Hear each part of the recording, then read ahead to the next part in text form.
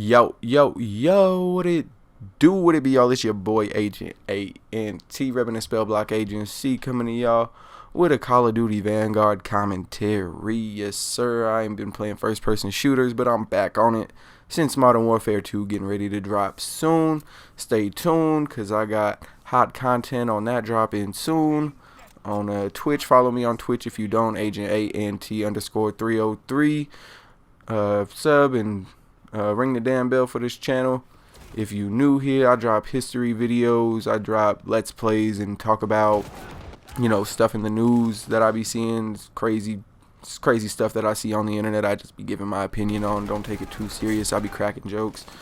But yeah, today we gonna be talking about the Kecksburg UFO Incident. So let's get right into that. So on December 9th, 1965, in Kecksburg, Pennsylvania, local residents spotted an object falling from the sky, and they saw it crash into the nearby woods.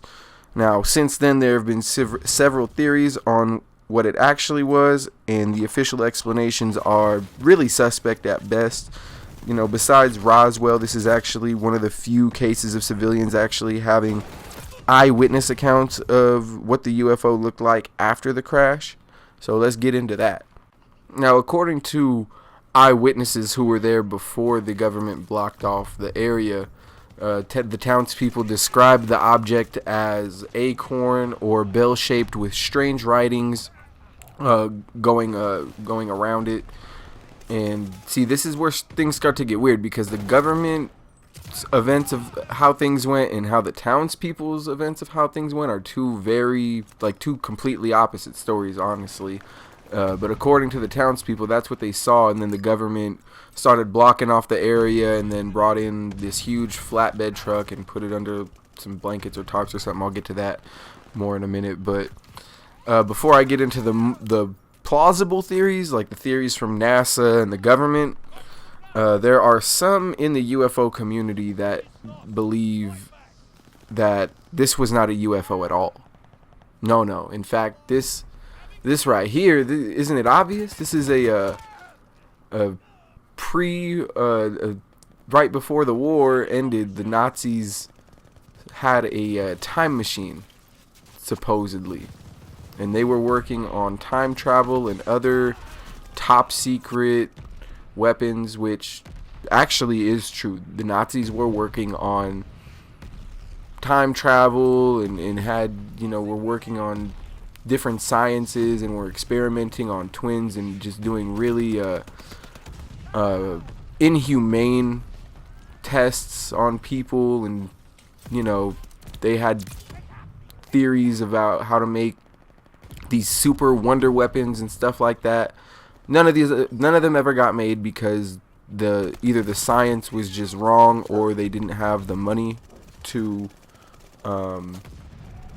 put the money into the project at the time.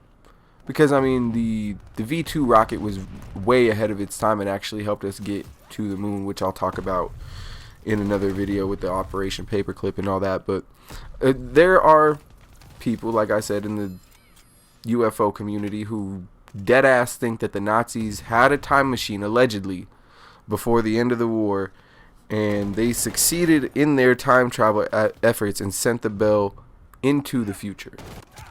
Like right before World War II ended, I guess Hitler and them just sent this secret time machine into the future, and it crash landed in Kecksburg, Pennsylvania. And supposedly, this is an even more far-fetched thing, that there was actually a secret Nazi spy that was actually in this time machine, who was out here doing secret Nazi stuff in the 60s. So yeah, anyways, back to reality. Oh, there goes gravity. No, but for real, how the fuck you got time travel and still lose a world war, son? That's either sad as fuck or just false as fuck. You feel me? I'll take the odds that the racists didn't have time travel for 200, boss. Or I feel like shit would look a lot different right now. Not too much different, but everything would be a lot different right now if racists had time travel. We'll just say that. So one of the more believable theories is it was a Russian satellite or a space probe, which to me would explain the strange markings on the object, because I doubt people from Kecksburg were familiar with the Russian alphabet. Plus it was dark, it fell out the sky, and it's small town Pennsylvania. Unless you got like a Russian sleeper agent in your village, son, like they ain't not gonna know the difference between a hieroglyph and some Russian alphabet. You feel me? Like, that's just me though. I'm not trying to say they dumb, but I'm trying to say they ignorant towards another, you know, especially during the Cold War, the Red Scare and all that. You know, maybe they just was like, oh no, this can't be commies, it's Egyptians or something. I don't know. But so it would really explain why the government pulled up so quickly if it was, you know, a Russian probe or satellite like that, you know, if they were tracking it. And according to the townsfolk, like I said, the government left with the object on a flatbed truck with the object tucked under a tarp and blanket. It looked pretty massive. Unsolved Mysteries actually did a really good retelling in the 90s about this story. Great episode, honestly. They said that the one of the surviving townspeople said that the phone calls made by the army to get the flatbed over there to make more calls to the government to try and tell them what they found, none of those calls were recorded on any kind of billing or phone record or anything like that. So that's just another interesting detail. Like, weird stuff was happening on that night, man. You feel me? So like I said, one of the more believable theories was that it was a Russian satellite or space probe, but NASA kind of debunked that whole Russian probe theory like pretty much in the same week. And they said, yeah, there was a Russian probe or satellite that went down that same day, but it was literally hours before y'all started calling in, and, you know, before everything started happening on y'all side of town. It did pass by that area, but it wouldn't have crash landed, and it would have burnt up. It wouldn't have had anything left. You feel me?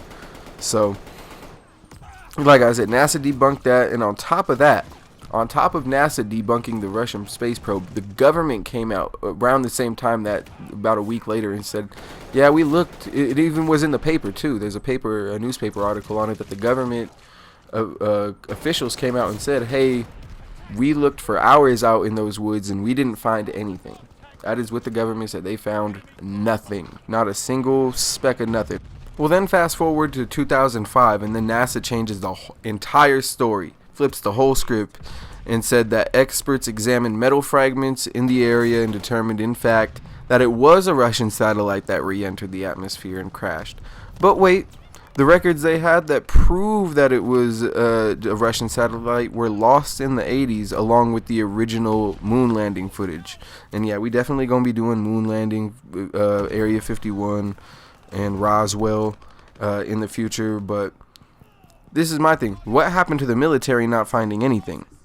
NASA literally debunked the Russian satellite theory themselves, and decades later they gon', like I said, flip the script and say it was exactly what we said it wasn't. And how do we know? We did exactly what the government said they didn't do and found something.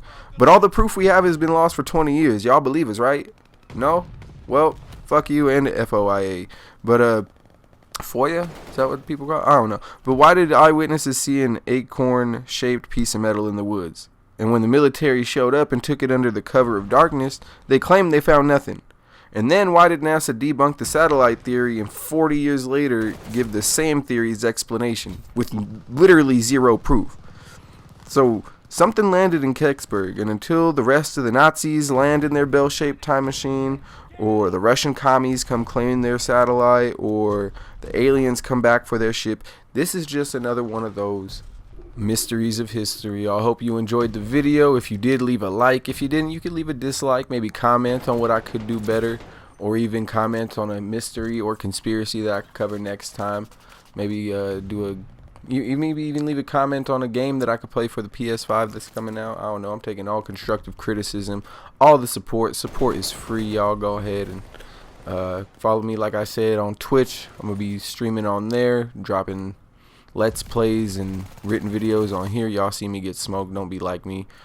Been your boy Agent A-N-T, repping the Spell Block Agency. That's me, Game Gang, about to cop this double kill. Bow with the shotty. Bow. One. Get that other one. Bow. And this team was camping, so they didn't even get the score limit. I went crazy. Got 30 kills, y'all. Y'all be safe. Have a good one. I'm out. Peace.